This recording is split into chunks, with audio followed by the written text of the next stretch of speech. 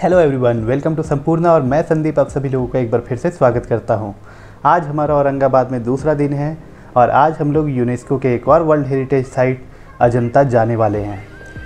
अजंता औरंगाबाद से लगभग 100 किलोमीटर की दूरी पे है और वहां तक जाने के लिए बसेस चलती है, लेकिन MSRTC की हड़ताल होने की वजह से अभी बसेस वहां पे नहीं चल रही है।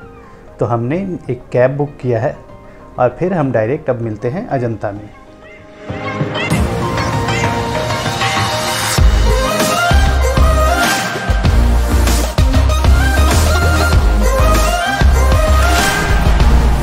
हम लोग औरंगाबाद से सुबह 8 बजे अजंता की गुफाओं को देखने के लिए निकले। हमने औरंगाबाद से अजंता जाने के लिए जो कार बुक किया है, इसके लिए हमने 2600 रुपये पे किए। तो इस 100 किलोमीटर की जर्नी के दौरान ही केव की बात कर ली जाए। बाद में जब हम अजंता केव पहुंच जाएंगे तो आपको एक एक करके केव्स दिखाएंगे। अजंता में लगभग 30 केव्स हैं, जिसे चट्टानों को काट काट कर बनाया गया है। इसमें से 26 केव्स में आम पब्लिक जा सकती है, जो हम इस वीडियो में कवर करेंगे। औरंगाबाद से अजंता तक की जर्नी में ज़्यादातर रोड्स अच्छी स्थिति में है।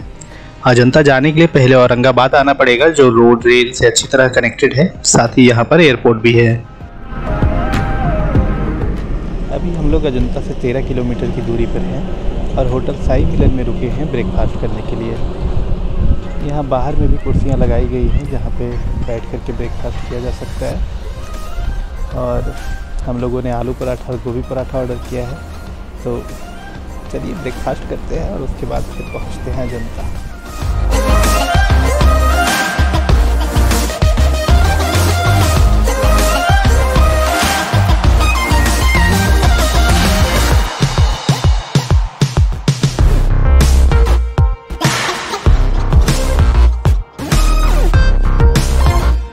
औरंगाबाद में सूर्यमुखी की खेती बड़े पैमाने पर की जाती है, जो यहाँ के खेतों को देखकर अंदाजा लगाया जा सकता है।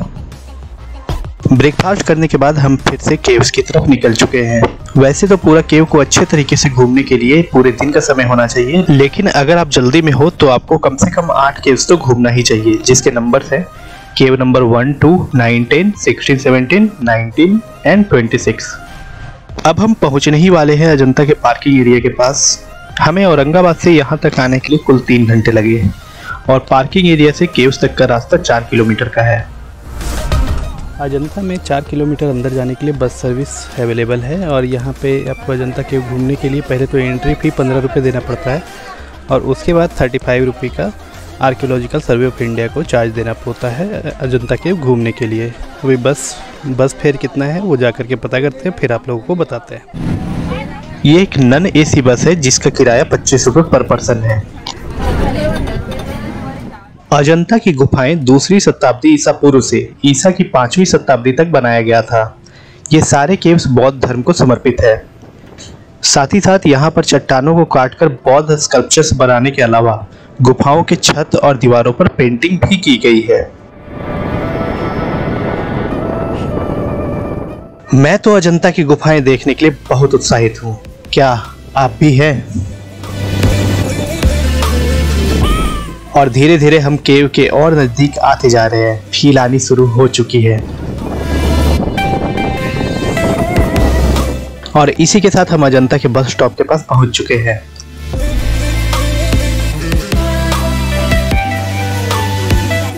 अजंता की गुफाओं को यूनेस्को वर्ल्ड हेरिटेज साइट का दर्जा दिया जा चुका है। साथ ही बस स्टॉप के पास भारत में स्थित यूनेस्को के सारे वर्ल्ड हेरिटेज साइट्स की फोटो लगी हुई है। भारत में यूनेस्को के कुल 40 वर्ल्ड हेरिटेज साइट्स हैं और हमने सोचा है कि इन साइट्स की एक सेपरेट वीडियो बनाया जाए, जो ये टूर वीडियो का पार्ट नहीं होगा। अजंता को यूनेस्को वर्ल्ड हेरिटेज साइट का दर्जा 1983 में मिला था।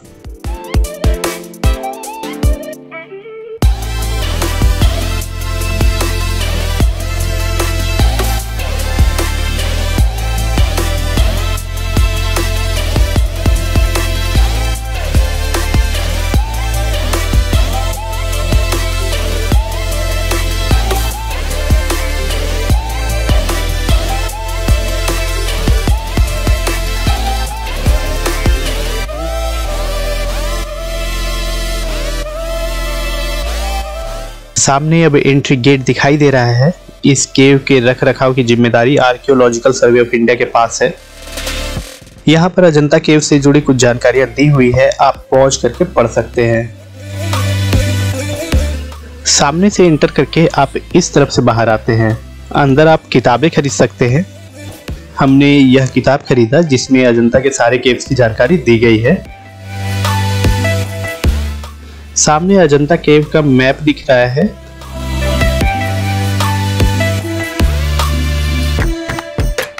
यहाँ के सराउंडिंग्स को बहुत ही खूबसूरत तरीके से मैनेज किया गया है। आसपास बहुत ही खूबसूरत फूलों के पौधे लगाए गए हैं।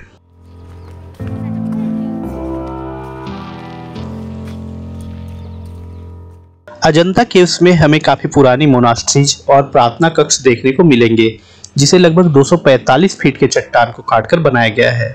इसे देखने के लिए पहले तो अभी हमें कुछ सीढ़ियां चढ़ना पड़ रहा है। ये देखिए यहाँ केव देखने के पहले का क्षेत्र, यह भी काफी खूबसूरत है। तो फाइनली हम अजंता केव्स पहुंच चुके हैं और अभी एक्चुअली केव्स तक नहीं पहुंचे हैं, लेकिन एंट्री हो चुका है अजंता केव्स में। और यहाँ पे एंट्री करने के बाद कुछ सीढ़ियाँ चढ़नी पड़ती है, तो सीढ़ियाँ हम चढ़ रहे हैं, बीच में ही बैठे हुए हैं। और यहाँ पे व्यूज, काफ़ी खूबसूरत व्यूज मिलना शुरू हो चुका है, जो आप मेरे पीछे देख ही सकते हैं। तो चलिए ऊपर तक चलते हैं, फिर आपको दिखाते हैं एक एक करके। कुछ केव्स दिखाएंगे और व्यूज तो खूबसूरत है ही। अब हम घोड़े के नाल के शेप में बने सारे केव्स को एक एक कर देखेंगे। वैसे महत्वपूर्ण केव नंबर नोट कर लिए थे ना? अगर नहीं तो अभी स्क्रीन से देखकर नोट कर लीजिए। अब हम केव नंबर 1 से शुरू करने वाले हैं। सामने एंट्री गेट है। अजंता केव का टाइमिंग नोट कर लीजिए। यह सुबह 9 बजे से शाम 5:30 बजे तक खुला रहता है। लगभग 12 बज चुके हैं, तो धूप भी काफी तेज है।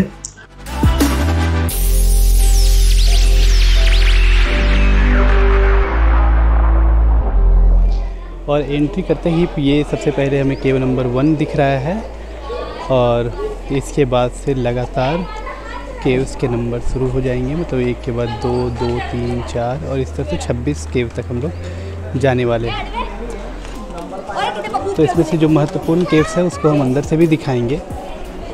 और ये है केव 1। चलिए इसके अंदर चलते सबसे पहले। यहाँ गुफाओं में एंट्री के नियम एलोरा से बिल्कुल अलग है। गुफाओं में एंट्री से पहले आपको चप्पल जूते बाहर ही निकालने पड़ेंगे।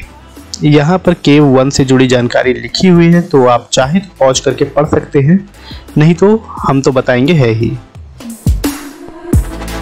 अजंता की गुफाओं में दौड़ चौखट एवं स्तंभ उत्कृष्ट कोटि से उत्कीर्णित है।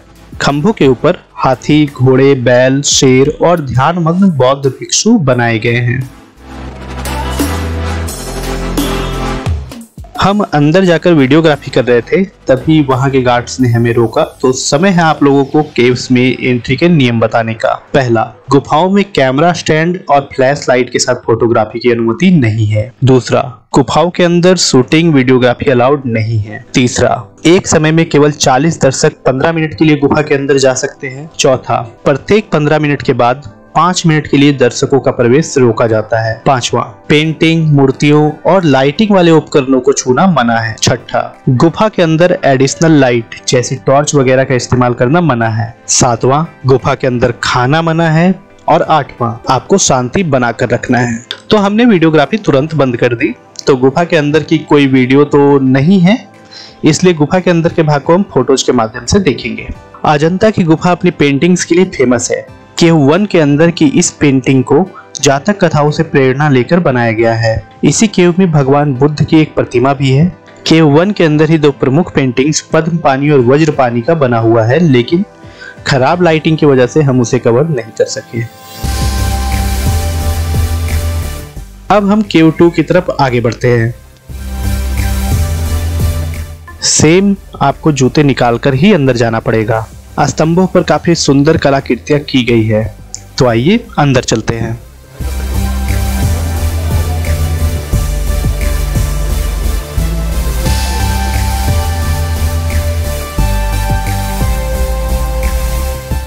भगवान बुद्ध की प्रतिमा है, जिसके पास छत पर एक गोलाकार पेंटिंग बनी हुई है। यहाँ जगह जगह पीने के पानी के लिए नल लगाए गए हैं, फिर भी आप अपने साथ पानी की बोतल जरूर रखिए। अब चलिए और आगे बढ़ते हैं।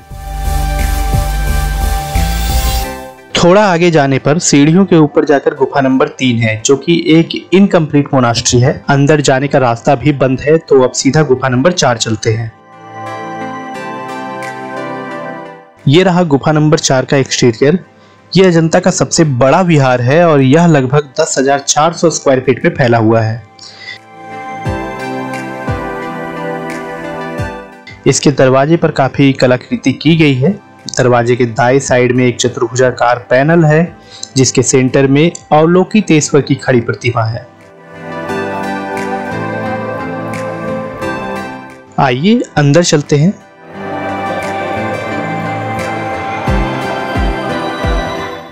केव के अंदर भगवान बुद्ध की उपदेश देने की मुद्रा में एक प्रतिमा बनी है। अंदर का क्षेत्र काफी बड़ा है।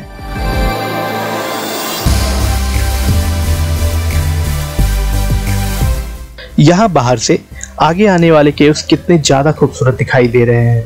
चलिए केव नंबर 5 की तरफ आगे बढ़ते हैं। यह विहार भी पूरी तरह से पूरा नहीं हो सका था, लेकिन इसके दरवाजे को काफी अच्छे तरीके से उत्कीर्ण किया गया है। ये देखिए, अंदर कुछ भी नहीं है।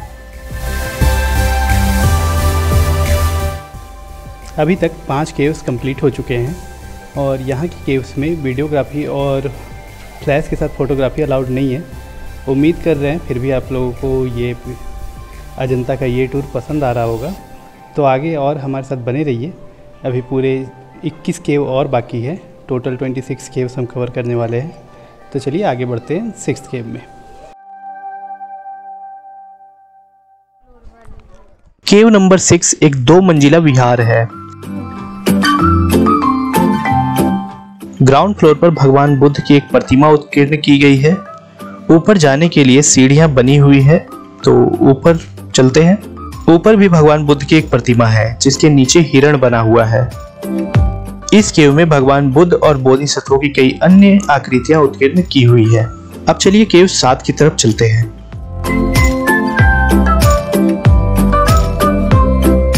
यह रहा केव 7 का एक्सटीरियर। इसके अंदर भगवान बुद्ध की ये आकृति बनी हुई है तथा इसी आकृति के बाईं तरफ बोधिसत्वों की अलग अलग मुद्राओं को दिखाया गया है।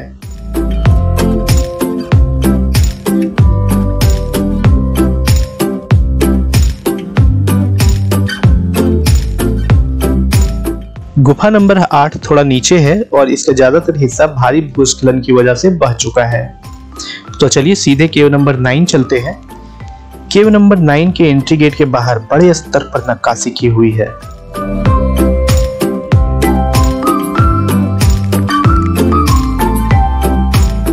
बहुत ही खूबसूरत है यह।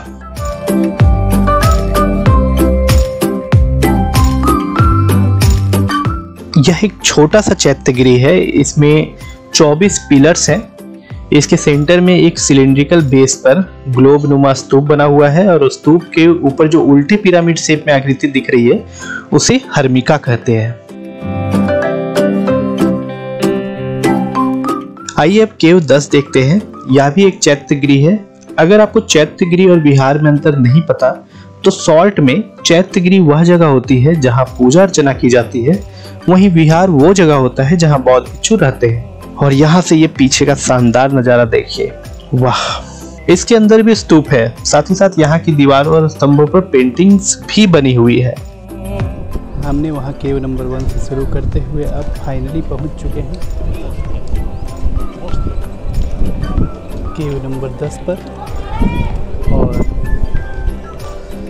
अभी और आगे जाएंगे। चलिए आगे बढ़ते हैं, केव 11 की तरफ चलते हैं।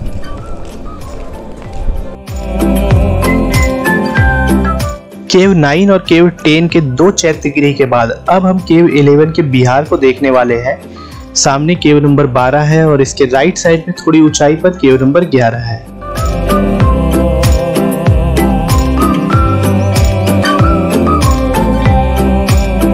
इसमें भगवान बुद्ध की व्याख्यान मुद्रा में एक आकृति उत्कीर्ण की गई है। नीचे एक डेवोटी का फिगर बना हुआ है।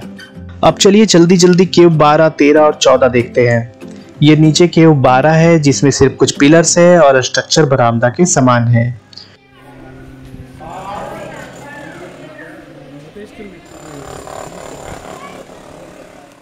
उसी के बगल में केव 13 है, लेकिन ये बंद था। इसका ज्यादातर हिस्सा नष्ट हो चुका है। तो अब थोड़ा और आगे चलते हैं।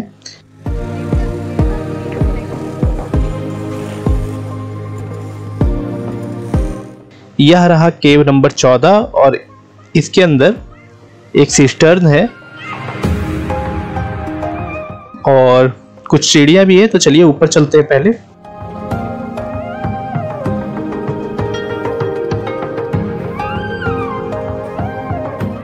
इस केव में कुछ भी नहीं है और यहाँ पर वीडियोग्राफी रोकने के लिए भी कोई नहीं है।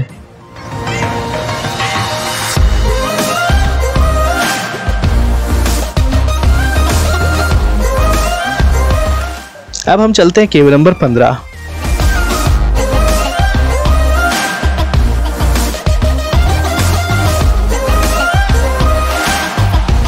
इसके अंदर भी भगवान बुद्ध की आकृति उत्कीर्ण की हुई है। साथ ही साथ यहाँ अजंता की गुफाओं का एक रिप्लिका बनाकर रखा गया है और जाहिर तौर पर ये उस जमाने का नहीं है।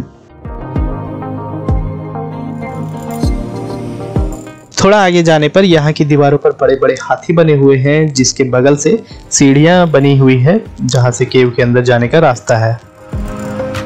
इन धरोहरों को अच्छी तरह से रखने के लिए आर्कियोलॉजिकल सर्वे ऑफ इंडिया का काम सराहनीय है। अजंता की गुफाओं में गुफा नंबर 16 के पास प्रसाधन कक्ष भी बने हुए हैं। अब चलिए केव नंबर 16 के अंदर चलते हैं।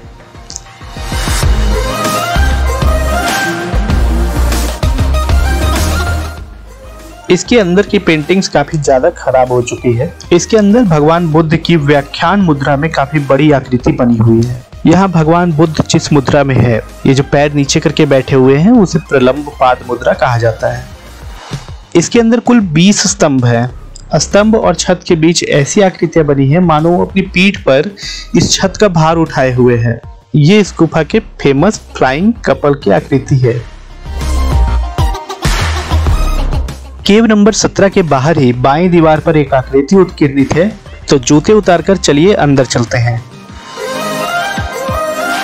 इस विहार का निर्माण वाकाटक नरेश हरिसेन के अधीनस्थ राजकुमार के द्वारा करवाया गया था। इस गुफा के बरामदे के छत की चित्रकारी काफी हद तक अच्छे हालात में मौजूद है। आइए अब अंदर चलते हैं। यह गुफा चित्रकारी के मामले में काफी उत्कृष्ट श्रेणी का है। भगवान बुद्ध की भी आकृति उत्कीर्णित है। अंदर के पेंटिंग्स को जातक कथाओं के आधार पर बनाया गया है। केव नंबर 18 मात्र एक छोटा सा बरामदा जैसा है जिसमें महज 2 स्तंभ है। तो चलिए सीधे केव 19 में चलते हैं।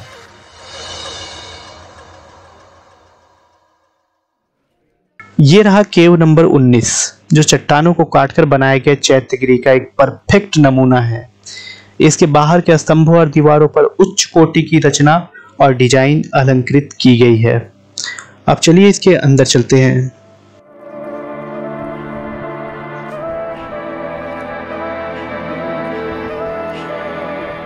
इसके अंदर कुल 17 स्तंभ है तथा भगवान बुद्ध की खड़ी प्रतिमा है। इसके स्तूप के ऊपर जो हर्मिका है उसमें से ऐसी आकृति बनाई गई है मानो फूलों का हार झूल रहा हो। और यहाँ से अजंता की गुफाएं एक बार फिर से देखते हैं, जो कि बहुत खूबसूरत लग रही है। गुफा नंबर 20 एक छोटा सा विहार है और ये रही इसके अंदर के भगवान बुद्ध की प्रतिमा। गुफा नंबर 21 गुफा नंबर 20 से थोड़ी दूरी पर है।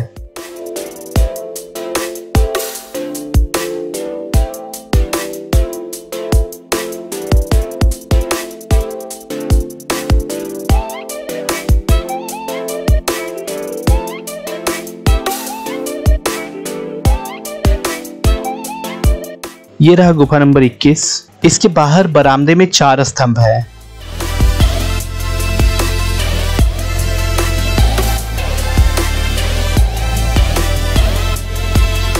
इसके अंदर सभा मंडप का भार 12 अलंकृत स्तंभों के द्वारा वहन किया गया है। गर्भगृह के अंदर चावरधारी बोधिसत्व और मालाधारी दिव्य आकृतियों से घिरी भगवान बुद्ध की सिंहासनस्थ प्रतिमा व्याख्यान मुद्रा में उकेरित है। अभी मेरे पीछे केव नंबर 22 है, लेकिन ये बंद है। ये थोड़ी ऊंचाई पे है, जैसा कि आप इस तरफ देख रहे हैं। वो गुफा नंबर 21 था जो कि नीचे था। अजंता केव्स अगर पूरी तरह से घूमना है तो मिनिमम 3 से 4 घंटे लगेंगे, और पूरे केव्स को पैदल ही कवर करना होता है तो थोड़ा टायरिंग हो सकता है।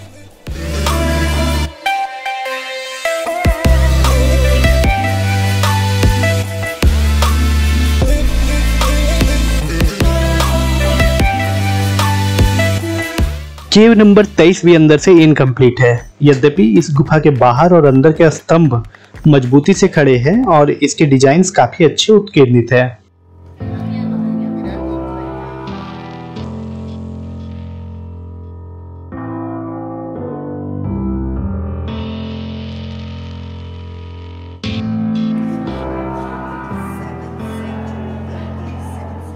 अजंता गुफा समूह में यह दूसरा सबसे बड़ा गुफा है, लेकिन यह अधूरा ही रह गया था। दरवाजों के चौखट का अलंकरण देखने योग्य है, बहुत ही सुंदर है। ये देखिए अंदर का उत्खनन जो कि अधूरा रह गया था।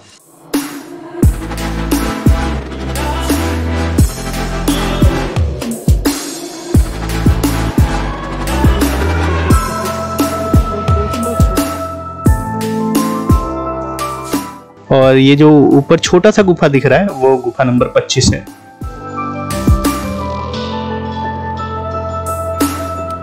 लगभग 2 घंटे बाद हम आज के अपने आखिरी गुफा नंबर 26 के पास पहुंच चुके हैं।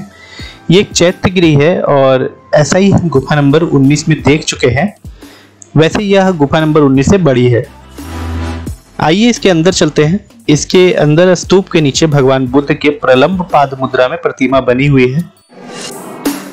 इसके अंदर स्तंभों के चारों ओर भगवान बुद्ध से संबंधित उच्च कोटि की आकृतियां उत्कीर्णित है।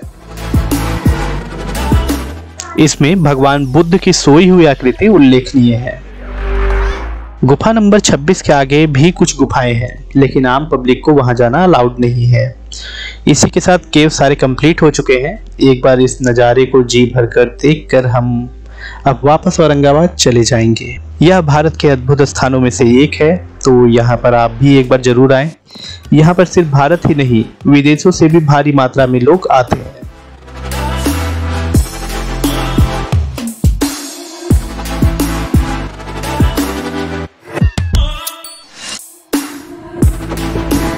अजंता की गुफाओं के नीचे से वाघोरा नदी बहती है जो अभी सूखी हुई है। मॉनसून में इसमें पानी आएगा। इसके ऊपर यह एक पुल बना हुआ है।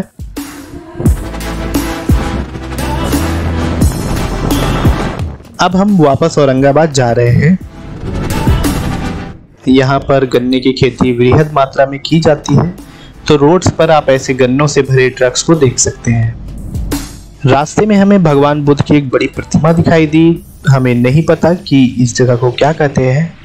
अगर आपको पता हो तो कमेंट्स में जरूर बताएं। अभी शाम के 7 बज चुके हैं। अब हम सीधे होटल पहुंचकर आपसे मिलते हैं। अजंता केव घूमने के बाद अब हम अपने होटल लौट चुके हैं और 9:30 बजे हमारी ट्रेन है औरंगाबाद से मुंबई के लिए, जो कि है नंदीग्राम एक्सप्रेस, जो 9:30 बजे औरंगाबाद से खुलेगी। अजंता केव घूमने के लिए एक पूरा दिन लग जाता है, तो अगर आप प्लान बना रहे हैं अजंता केव आने का तो आप इसी अकॉर्डिंग प्लान करें। और औरंगाबाद के इस टूर को हम तो यहीं पे ख़त्म कर रहे हैं, लेकिन कुछ प्लेसेस जैसे बीबी का मकबरा, पंचक्की, ये सारे प्लेसेस अभी रह गए हैं। तो कभी और जब दूसरी बार हम औरंगाबाद विज़िट करेंगे तो वो सारी प्लेसेस भी हम कवर कर देंगे। तो इसी के साथ इस टूर को यहीं पे समाप्त करते हैं। मिलते हैं फिर महाराष्ट्र टूर के अगले एपिसोड में। तब तक के लिए bye bye and thanks for watching Sampurna. आपको अगर ये एपिसोड पसंद आया होगा तो आप लाइक करें और अपने वैल्यूएबल कमेंट्स ज़रूर दें। और चैनल अगर पसंद आ रहा हो, कंटेंट पसंद आ रहे हों तो इस चैनल को सब्सक्राइब करें। Thank you.